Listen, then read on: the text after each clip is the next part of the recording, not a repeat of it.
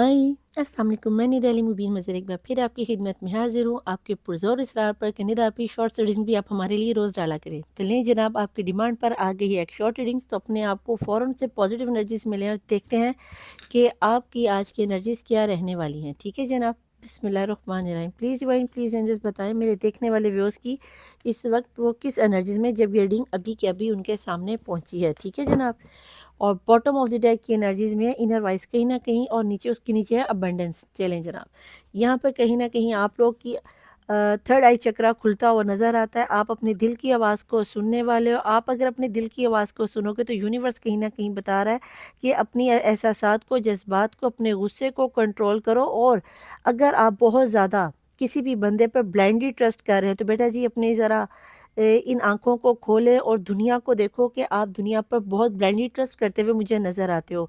किसी ऐसे पर्सन की एनर्जीज़ में जा रहे हो कि जिसने सिवाय आपसे फ़ायदा उठाने के, आपको यूज़ करने के अलावा कुछ नहीं किया, ज़रा सा भी आपको फ़ायदा नहीं दिया और आपको अच्छा खासा नुकसान पहुँचाया, आपकी रूह को नुकसान पहुँचाया, आपके दिल को नुकसान पहुँचाया है।